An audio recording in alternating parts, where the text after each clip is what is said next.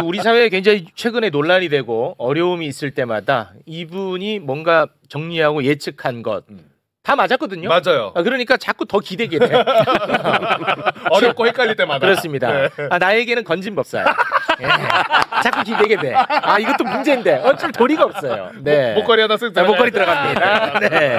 최강욱 인턴 기자 어서 오십시오. 예, 감사합니다. 네, 고맙습니다. 6,000원짜리 목걸이라도 기대합니다. 다들 기억할 겁니다. 3월 26일 이재명 후보의 공직선거법 위반 혐의 항소심에서 무죄 선고를 받았죠. 6월 3일 안에 무슨 사고를 치는 건 불가능하다라는 얘기를 말씀을 드리면서 그랬죠. 항소 기록이 상고심 법원으로 넘어가는 데만도 한 달이 넘게 걸린다. 맞아. 통상. 근데 그것도 샥 넘어갔어요. 일주일 만에. 와, 네. 너무 빨랐죠. 그것도 저는 제가 나름대로 법률가라는 타이틀을 하고 산지 30년인데 처음 보는 일이에요. 전부 다. 전부 다 처음 보는 네, 그렇게 빨리 상고심에 간 것도 참. 내가 또 변호사만 한 게 아니라 전문 피고인으로 또 대법원에 지금 사건이 몇 개인데 내가. 맞아. 전문 피고인. 나한테는 한 번도 안 그랬어요. 그러고 거기 넘어간 다음에 이제 그 처음에 주심 대법관이 정해지고 그 전에 또 공동조라는 데에서 이거 재판 연구관들이 검토를 하고 이런 시간들이 다 필요한데 이게 지금 그냥 초스피드로 거의 생략되다시피 하고 지금 넘어가고 주심이 박영재 대법관으로 지정됐다고 해서 그러면 소부에서 잠깐 논의하고서 전원합의체로 보내내 만에 하는 얘기가 다음에 나오겠구나 싶었는데 바로 당일날 그냥 전원합의체로 회부를 했단 말이에요. 당일에. 그건 대법원장이 한 거예요. 네. 전원합의체로 가면은 재판장이 대법원장이에요. 그리고 전원합의체로 보내는 원래 원칙은 원래 기본은 소부라는 건 대법원에서 4명으로 구성된 부가 먼저 사건을 심리하는데 거기서 대법관들 간의 의견이 갈릴 때 이거는 전원합의체로 올리자 했을 때가 기본이에요. 네. 그리고 되게 이거는 사회적으로 중요한 사건이다. 그러니 전원합의체로 올리자 이렇게 할 수 있고 그다음에 세 번째로 대법원장이 이거는 전원합의체로 올리세요. 근데 이거는 두 번째를 명분으로 해서 세 번째가 결정적으로 작동한 대법원장이 이거는 내가 주도해서 어떻게든 내가 생색을 내겠다. 이게 이제 굉장히 큰 동인이 된 것 같고 그 전원합의체로 갔는데 가자마자 노태학 대법관이 또 나는 중앙선관위원장이니까 빠지겠다. 이것도 선거법 위반 사건이 대법원으로 올라간 게 많거든요 그동안에. 근데 중앙선관위원장이기 때문에 나는 빠지겠다는 것도 난 처음 봤어요. 이게 주심 대법관이 정해졌다. 그리고 심리 기일이 바로 정해졌잖아요. 바로. 이것도 처음 봤어요. 근데 내가 변호사를 허름하게 해서 처음 본 건가 하고 내가 후배 변호사한테 물어봤어. 넌 이거 본 적 있냐? 심리 기일 정해가지고 그 자기가 소송의 당사자가 되면 법원에다가 자기 사건 번호를 이렇게 넣고 치면은 그 일정이 나오고 검색을 할 수 있습니다. 뭐가 어떻게 돼? 근데 대법원은 그게 자세하게 안 나와요. 그냥 사건이 접수됐다. 이게 뭐 저기로 넘어갔다. 뭐 주심 재판관이 정해졌다. 이런 것만 나오지. 며칠 날 뭐 대법관들이 모여가지고 뭘 합의를 한다 이런 얘기는 없어요 아예. 그런가요? 근데 이게 또 생전 처음으로 날짜가 정해졌다고 나온 거야.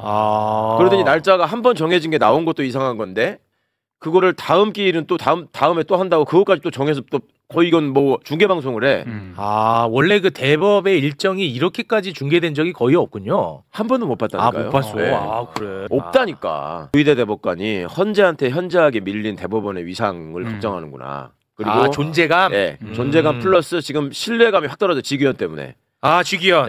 직위원이 큰일을 한 거야. 그러니까 대법원 입장에서 이러다가 헌재 밑으로 들어가겠다 우리가. 원래 헌재의 원래 설계대로라면 헌재의 원조가 독일 연방헌법재판소라고 여러 번 말씀드렸잖아요. 독일 연방헌법재판소는 판결에 대한 헌법소원도 인정을 해요. 그래서 재판을 한다고. 헌재에서? 네, 헌재에서. 독일은 헌법재판관은 16명밖에 안 되고 대법관이 한 300명 넘어요. 그러니까 독일에서는 원래 원조인 독일에서는 헌법재판소 밑이야. 대법원이. 근데 대법원은 항상 걱정하는 게 그거지. 지금까지는 자기가 위라고 생각하고 있거든요. 근데 이번 상황에서 국민들한테 지금 이 들리는 얘기나 그 다음에 국민들이 바라보는 시선이나 이런 게 헌재가 압도적이지. 그렇죠. 법원이 엄청 이게 차갑게 보고 있다라는 거를 안단 말이에요. 그러니까 엘리트 의식으로 확고한 대법관 13명은 자존심 상하고 아주 못 견디겠군요. 그렇죠. 원래 우리가 더 세고 국민들이 우리한테 더 집중을 하고 긴장을 해야 되는데 헌재가 지금 초긴장 상태 이후에 국민들로부터 막 박수를 받는 이런 모습이 분명히 불편했을 거예요. 헌재는 어쨌거나 헌정 질서를 수호하고 저 반란 내란 우두머리를 파면을 했는데 대법원은 그동안에 뭐 했어요? 대법원 한번 기억해 보세요. 이 계엄 이후에 한 거라고는 자제 안 하나? 서부지법 때려부셨을 때 법원 행정처장이 거기 가가지고 이거는 저 사법질서에 대한 도전이고 뭐 이렇게 얘기한 적밖에 없어요. 안 했어요. 조이대가 나섰어야지. 진짜 나쁜 놈이라고 내가 예. 거의 욕을 했는데 맞아요. 계속 하셨어. 한 번도 사법부 수장으로서 제대로 된 헌정질서 수호의 역할을 보여준 적이 없어. 법원 내부 구성원들도 어떻게 이 정면으로 헌법을 파괴하는 상황이 생겼는데 사법부 수장이 한마디도 안 하냐. 이 불만이 있어요 지금 현실적으로. 판사들이 말을 안 해서 그렇다고 해서 이 사람의 항소심의 그 결론을 뒤집고 대선 이전에 대선에 영향을 미치기 위해서 가장 유력 후보를 날려버리는 결정을 네. 특정 세력과 결탁해서 감행한다. 네. 그럴 가능성은 없다. 항소심 판결이 너무 완벽하게 잘 돼 있어요. 네. 그걸 뒤집는다는 게 대법원 입장에서 굉장히 어려워요. 네. 대법원은 사실관계를 엎을 수는 없어요. 법률 적용을 항소심이 잘못했다라고 얘기를 해야 되고 근데 항소심이 법률 적용을 잘못하고 말 게 없어요. 그리고 항소심이 법률 적용을 명확하게 잘못한 게 없다고 할 때 대법원이 쓰는 방식이 뭐냐면 증거 채택을 잘못했다. 그걸 체증법칙 위반이라고 하거든. 네. 그러니까 이 증거가 이런 증거가 있었는데 이거는 무시하고 네 결론에 유리한 증거만 했기 때문에 이건 다시 봐야 된다. 이런 식으로 깨는 경우는 있어요. 네. 근데 이번에 그 판결문 굉장히 길게 쓴 거 우리도 한번 설명하고 쭉 보셔서 네. 알겠지만 일일이 그거를 막 해부를 해가지고 맞아요. 얘기했잖아요. 문장별로 잘라가지고 네. 단어별로 얘기하고 막 했잖아요. 맞습니다. 그게 네. 그리고 그러면서 그냥 그 판결을 써내려간 게 아니라 과거의 대법원 판례에 선거법 위반 사건에서 나왔던 얘기들을 그대로 옮겨 적으면서 이거는 이 판례하고 비춰볼 때 어긋난다. 이거는 어긋난다. 이렇게 한 거예요. 형사소송법 형사 사건에서 2심 무죄가 됐는데 이걸 파기 자판한 얘는 최근 한 20년 동안 한 건도 없었다는 게 통계적으로도 나왔고 저희 봤잖아요. 제가 항소심에서 양형 판단을 안 하고 무죄를 선고했는데 그거를 대법원이 자판을 해가지고 양형을 정한다라는 거는 네. 그거는 있을 수 없는 있을 수 일이다. 없는 일이라고 말씀하셨죠. 그 심급에 관한 그 3심제에 관한 그 재판을 받아야 되는 권한을 침해하는 거라서 그건 안 되는 거거든요. 네. 그러니까 2심에서 유죄 나온 거를 대법원에서 무죄로 파기 자판하는 거는 가능하지만 가능해요. 네. 예. 근데 그런 한계가 있고 네. 그러면 그렇다면은 지금 빨리빨리 진행해서 한다고 하더라도 파기 환송할 수밖에 없는데 그거를 그 안에 파기 환송을 하면 그럼 2심에서 받아가지고 그걸로 바로 유죄 판결하고 형 정하면 끝나는 거냐? 그게 아니라 거기서 유죄하고 형을 정하면 또 피고인이 참고할 수 있어요. 이재명 측에서 네. 그럼 대법원에 또 가야 되는 또 거야. 가야 돼. 그러면 그 시간을 생각해 보시면 네. 그 안에 무슨 저기를 할 거는 불가능한 일이고 단지 우리가 하나 걱정해야 되는 거는 대법원이 자기 존재감을 뿜뿜하기 위해서 그렇게 해서 그냥 최악의 상황으로 돌려보내고 그다음에 이제 다시 대법원으로 상고가 돼서 온다고 칩시다. 그러니까 유죄가 돼서. 유죄 취지의 파기환송. 예, 파기환송을 해서 항소심에서 유죄 판결을 하고 네. 그다음에 형을 정해서 선고를 하고 네. 다시 또 대법원에 상고돼서 올라왔다고 칩시다. 네. 그러면 이미 대선이 끝나고 지금의 상황에 봐서는 이재명 대통령에 대해서 가능성이 굉장히 높잖아요. 지금 가장 높죠. 그럼 그때 이슈가 될 게 이 재판이 진행돼야 되는 거냐 말아야 되는 거냐. 불소추 특권에 대한 불소추 해석. 특권에 대한 해석 문제가 남죠. 그거를 가지고 대법원이 헌재에 앞서서 이거 할 수 있어. 내가 할 거야. 라고 판단하고 장난을 칠 가능성이 있다. 그 걱정은 해야 돼요. 그런데 그 걱정도 그렇게 판단하는 게 쉽지 않아요. 왜냐하면 그렇게 판단을 하려면 대법원의 대법관들인 이 대법원장을 포함해서 나는 이재명 대통령 되는 게 죽어도 싫어. 이거는 되더라도 우리 손으로 날려야 돼. 라고 생각을 하지 않는 이상 국민의 선택을 완전히 배반하는 판결을 해야 되기 때문에 대법원의 명운을 걸고 달라붙어야 될 일이에요. 그러면 그렇죠. 그치. 대법원 입장에서는 존재감을 살릴 수는 있지만 거기서 대통령을 그걸로 날린다? 그러면 이거는 진짜 심각해지지. 심각한 문제가 생겨요. 진짜 심각해진다고. 그리고 원래 헌법에 정해져 있는 거를 해석하는 게 헌법재판소의 권한인데 대법원이 끼어가지고 내가 할 수 있다고 하면서 그걸 날려야 되잖아요. 그러니까 이게 여러 가지 허들이 있는 거예요. 네. 그러면 이 대법관들의 지금 구성된 대법관들의 면면을 볼 때 네, 12명. 12명 중에 그거를 그렇게 감행할 사람이 있겠나. 그러니까 냉정하게 말씀드리면 현재 대법원의 구성이 대법원장 1명하고 대법관 13명입니다. 대법관 13명 중에 한 사람이 법원 행정처장이에요. 그래서 이 사람은 재판에서 빠지는 거예요. 그러니까 대법원장 1명, 대법관 12명에서 13명이 돼가지고 홀수로 전환합의체가 되는 거예요. 네. 동수가 되면 안 되잖아요. 근데 한 사람 빠져서 이제 12명이 됐잖아요. 어떻게 돼? 12명이 됐잖아요. 그러니까 이거는 6대6이 될 가능성이 있잖아요. 이론적으로는. 그렇죠. 근데 현실적으로는 그렇게 하지 않아요. 그러니까 6대6일 가능성이 있는데 전환합의체 심리가 진행이 되는 거예요. 그럼 6대6은 불가능하잖아요. 네. 그죠? 과반이 6대6이 되면 결론이 안 그거 안 나는 나잖아, 거잖아요. 결론이. 그렇게는 안 해요. 그리고 13명이 있을 때도 7대6 이렇게 나는 경우는 없어요. 왜? 있죠. 그렇게 되면 완전히 의견이 갈렸다는 얘기가 되잖아요. 그렇죠. 대법원 반반으로 갈린 거지. 반반으로 갈린 거잖아요. 네. 근데 대법원의 합의의 구조가 어떻게 돼 있냐면 가장 최근에 임명된 대법관이 서열이 제일 낮은 대법관이거든요. 네. 네. 그 사람부터 의견을 얘기해. 당신부터 얘기해봐. 헌재도 마찬가지예요. 그 얘기를 하는데 나는 파기, 아니 나는 기각, 나는 파기, 나는 기각 이렇게 가고 있었다는 거잖아. 네. 그럴 때 11명까지 갔는데 6대 5가 됐어. 네. 그러면 12명째에 12명째 6대 6이 될 수 있잖아요. 그렇죠. 그러면 마지막에 7대 6이 되려면 그거는 대법원장이 결정한 거예요. 7대 6이 된 거는 네. 구조적으로. 네. 그렇게 캐스팅 되면은 보트. 예, 그 모든 부담을 대법원장이 다 지는 거예요. 반반으로 대법관들의 의견이 갈렸는데 네. 대법원장이 그냥 단순한 캐스팅 보트의 역할이 아니라 그렇게 반반으로 갈렸다라는 거는 굉장히 첨예하게 대립이 됐다는 그렇죠. 거잖아요. 네. 쟁점이 세다는 거잖아. 그렇지. 그걸 대법원장이 부담을 다 져야 된다 혼자서. 그럼 전원합의체의 의미가 없어지잖아요. 그렇지. 그러니까 그 부담을 안 져요. 그리고 국민들이 볼 때도 그렇게 되면은 야 저 아수라수라한데 대법원장이 성향이 이상해서 좋게 된 거 아니야라는 의심을 살 수 있기 때문에 6대 6으로 갈 상황이 보이면 최선임 대법관이 무조건 6쪽으로 붙어서 7대 5를 만듭니다. 그리고 대법원장은 그 7편에 대해서 8대 5가 돼요. 그래서 법률 전문가들은 8대 5가 되면 아 이거는 세게 붙었구나라고 다들 보거든요. 오케이. 예, 오히려. 이해된다, 이해된다. 내부적으로 이제 그런 관행이 있어요. 그건 미국의 연방 대법원도 마찬가지예요. 네. 그러니까 우리가 이제 여기서 12명이 6대 6으로 한다 하는 가능성은 없고 6대 6은 그러면 없고. 최고의 저희가 7대 5인데 7대 5. 그러면 최소한 5명이라도 누가 여기서 이제 이렇게 나는 이재명이 죽어도 싫어. 이 사람은 보수 꼴통이야. 그렇지. 이렇게 생각할 수 하고 걱정해야 될 사람이 있었을 때 그렇지. 그나마 그 사람들을 믿고 감행해 볼 수 있는 일이거든. 그렇죠. 근데 아무리 내가 꼽아봐도 면면을 살펴봤어요. 저기에 지금 대법원장 포함한 12명 중에 네. 제일 꼴통이 조이대야. 조이대. 제일 꼴통이 조이대라 저러고 있는 거예요. 내가 보기에는 제 의견입니다. 네. 그 다음으로 치면 오석준, 그 유명한 800만 원 횡령, 800원 횡령 버스 기사 해소. 그게 오석준. 그게 오석준. 그 2등이에요, 그 사람이. 그다음 2등. 그다음에 자체 판단입니다. 자체 이제 판단. 공동 2등이 될 수 있어서 좀 억울할 수 있는데 엄상필. 이게 2심에서 정경심 교수한테 그 실형 선고하고 3심에서 회피 안 하고 대법원에 끼어가지고 또 주심 대법관이 돼가지고 상고 기각했던 사람. 조국 대표에 대한 상고 사건 기각했던 사람 엄상필. 이 정도예요. 그 정도다. 네, 3명 정도.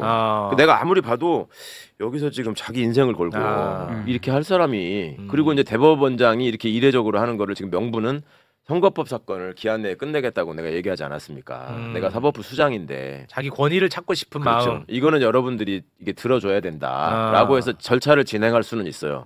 그렇지만 대법관들 입장에서는 이게 자기 이름을 다 쓰고 결정을 해야 될 일이기 때문에 대법관들도 헌재와 마찬가지로 소수 의견을 다 이름 적고 써야 되거든요. 공개도 돼요? 당연히 다 공개하죠. 공개도 되고. 네. 그리고 이걸 선고할 때 또 자기 얼굴로 그 읽어야 돼요. 네, 그렇죠. 소수 의견을 그건 헌재랑 이렇게 같네. 썼습니다. 이렇게 해야 돼요. 네. 그러니까 그런 여러 가지를 생각하면 이거는 나는 그 안에 이걸 하기 위해서 최선을 다했다라고 보여주는 것까지는 인정. 누구한테? 자기가 몸담았던 아니 내지는 자기를 그 대법원장을 만들어준 쪽 혹은 자기의 어떤 철학적 정치적 지향이 있는 쪽에다가 어필하기 위해서 이런 것까지는 의심해 볼 수 있는데 네. 결론까지 영향을 미쳐서 이거는 내가 어떻게든 대선에 영향을 미쳐가지고 민주당 후보를 날리겠다라는 것까지 감행하기는 어려울 것이다. 자, 그러면 물리적으로도 어렵고 실체적으로도 어렵다. 요건 요렇게 그러면 정리가 되겠네요. 지금 직위원이 예를 들어서 구속 취소를 할 때 윤석열이 구속 취소를 할 때 우리가 제일 나쁘다고 보는 게 뭐냐면 한 달을 넘게 시간을 끌었잖아요. 네, 그 진짜 나쁜 그죠? 짓이야. 네. 한 달 넘게 시간을 끈 이유를 봤더니 자기 배석 판사들이 있잖아요. 배석 판사들이 반대한 것 같아. 그러니까 이렇게 하면 안 된다. 그러니까 그 판사들이 인사이동으로 바뀌기를 기다렸다가 새 판사가 오니까 두 사람이 다 바뀌었거든. 바뀌었어요? 그랬어요? 그러고 일주일 만에 한 거예요. 그걸 제일 나쁘다고 봐요. 이 법원 내부에서나 우리가 볼 때는 나쁜데 뭐. 원래는 두 사람이 반대하면은 아무리 지가 부장이라도 두 사람 얘기대로 해야 되는 거예요. 그렇죠. 2대 1이니까. 근데 그거를 기다리느라고 보내버리고 이렇게 한 거 아니냐라고 볼 수밖에 없거든요, 상황이. 고약한데. 근데 대법원장은 그렇게까지 대법관들을 장악해가지고 할 수 있는 그런 영향력이 없어요. 그러니까 합의부의 지방법원 합의부의 부장판사는 자기 배석 판사들을 무시하고 자기 마음대로 끌고 갈 수 있는 여지가 상대적으로 굉장히 높은데 완전 후배 취급하고. 나이 차이도 많이 나더라고요. 근데 거기는 또 원래는 대등재판부였거든. 그러니까 기수가 비슷한 사람들끼리 있었는데 가고 지금 대등재판부가 아닌 지금 30대 일반 합의부로 바뀌어버린 거예요. 그러니까 이제 그런 점에 대한 걱정이 좀 있었던 건데 대법원은 그렇게 하지를 못해요. 대법원장이 자기 맘대로 끌고 가가지고 어느 정도의 물론 가장 큰 영향력을 발휘할 수는 있지만 아니 뭐 당신들 뭐라고 하든 이거는 내가 이렇게 생각하니까 이렇게 해야 되니까 따라와. 이렇게가 안 되는 거죠. 그래서 아까 제가 해아를 본 거예요. 1, 2, 3등이 누가 있을까? 5명이라도 될까? 그게 어려울 것 같다. 기사 하나를 알려드릴게요. 네. 4월 3일 날 조선일보 기사인데 대정부 질문 내용을 보도한 기사예요. 조선일보가 굳이 이걸 보도를 했습니다. 네. 여기 등장하는 사람이 장동혁. 어? 장동혁 유명하잖아요. 판사 출신 국민의힘 판사 의원. 출신인데 네. 장동혁 판사 출신이야. 판사도 너 피고인 출신인 줄 알았어. 판사 출신이야. 피고인 출신 보통 아니야. 판사가 아니요. 전두환 편히 봐주던 판사예요. 광주에서. 장동혁. 그런데 와 장동혁은 대단해. 장동혁이 대정부 질문을 하면서 천대 법원 행정처장을 나오라고 해가지고 이렇게 질문을 합니다. 대법원이 파기자판 할 수 있지 않느냐. 라고 질문을 하고 싶었을 거 아니에요. 그렇겠죠. 국힘의 주장이니까. 네. 아니 그 주진우 의원이 계속 얘기하고 있잖아. 장동혁도 그런데 어떻게 질문을 했냐면 통상적 관례에 의하면 대법원에서 유죄 취지로 파기된다고 해도 항소심에서 전부 무죄가 나 이재명 대표 사건에 대해서 물어본 거예요. 유죄로 파기된다고 해도 항소심에서는 양형을 정한 바 없기 때문에 대법원에서 사실상 파기 재판하는 것이 쉽지 않다고 하는데 맞습니까? 이렇게 물어봐. 장동혁이 본인이 그렇게 물어봐. 장동혁이도 아는 거야. 그러니까 이거를 파기 재판 무조건 해라라고 하는 게 판사로서 너무 무식한 소리라는 걸 알기 때문에 이런 식으로 물어본다고요. 그러니까 천대엽 행정처장이 보통 파기 재판은 쉽게 하지 않습니다. 이렇게 얘기하고 그다음에 엄중한 상황에서 사법부 중립성을 잃지 않아야 됩니다라고 얘기를 했어요. 이게 조선일보 기사야. 4월 달에. 원론적으로 봤을 때는 말도 안 되는 짓을 조희대가 했다는 게 핵심이야. 이 말도 안 되는 걸 억지를 지금 조희대가 부리고 있다는 게 핵심이라고. 이재명 후보에게는 매우 나쁜 시그널이다. 요거는 맞아. 처럼 네. 대법관들이 이제 기록을 파악하고 의견을 모으고 하는 거를 해야 돼요. 네. 그런데 원래 전원합의체가 구성돼서 진행이 되면은 주심 대법관이 사안을 쫙 파악하고 정리를 해서 그 회의 자료를 올린 다음에 설명을 하고 보고를 해야 됩니다. 네. 그리고 대법관들이 각자 그거를 가지고 검토할 시간이 필요합니다. 네. 그러니까 지금 추적컨대 첫 번째 기일에는 자 주심 대법관이 이러한 부분을 중점적으로 해가지고 확인해 주세요라고 조희대 대법관이 요청을 했을 가능성이 있고 네. 그러면 주심 대법관이 다음 기일까지 이런 쟁점에 대해서 제가 정리해서 보고 드리겠습니다라고까지 했을 가능성이 있고 네. 지금 정해진 날짜에는 그 얘기를 제가 보니까 여태까지 다뤄진 사건의 쟁점이 이런 게 있었습니다. 대법관님들은 이 점에 대해서 확인해 주시기 바랍니다. 정도 할 가능성. 예, 그러면 이게 전원합의체 사건인데다가 자기들이 보기에도 대통령 될 사람 가지고 지금 재판하는 거라서 네. 대법관 하나하나가 아이 뭐 알아서 하세요. 나는 나중에 얘기하는 거 나중에 메모 보고 갈게 이렇게 못한다고. 그렇게는 못하지. 그러니까 그 시간이 많이 걸릴 거예요. 그러니까 좀 징글징글하게. 징글징글해. 진짜로. 예, 정말 징글징글해. 아 대단하다. 근데 진짜 조단해. 그러니까 내가 아니 미치겠다 진짜 조희대 때문에. 진짜 나는 같은 피고인의 입장에서 이렇게 차별받는 게 억울할 수가 없어. 왜 나? 아, 자 요거는 이렇게 이제 깔끔하게 정리가 된 것 같습니다. 네. 이 대법원 얘기하니까 또 댓글 여론이 왜 뭐래요? 우가 머리 한번 더 자르자. 야, 진짜 너무들 하시네.